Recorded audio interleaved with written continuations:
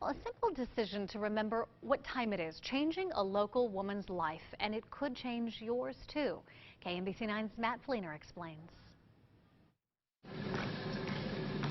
I do a different exercise with my hand every minute.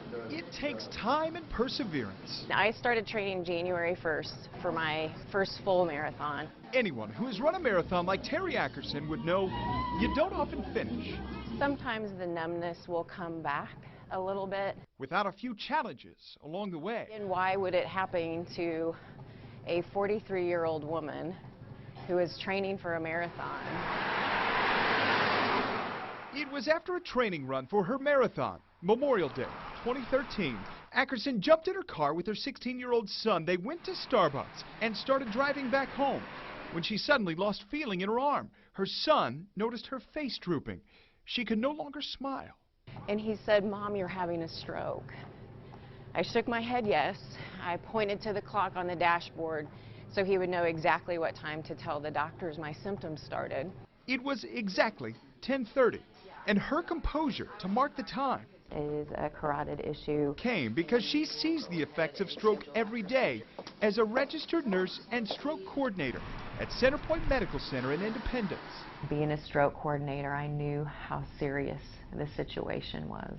Terry's son drove her to the hospital. They got there 7 minutes after her first symptoms. And she's able to walk around her hospital now because she got a life-saving clot-busting drug within 3 hours after her stroke, preventing major damage that could have changed her life with her family forever. A lot of times I don't want to think about that because unfortunately I've been on the end working with patients that didn't get to the hospital in time. It could have been devastating for me. It wasn't. You remember that marathon? She completed all 26.2 miles just 26 days after her stroke. Time and perseverance that definitely paid off. Now, near the end of her physical therapy, with one amazing story to tell her future patients. I am not only a clinician, but I'm a survivor. From Independence, Matt Fleener, KMBC 9 News. People who suffer from stroke like Terry usually have just 3 hours to get to the hospital before major damage sets in.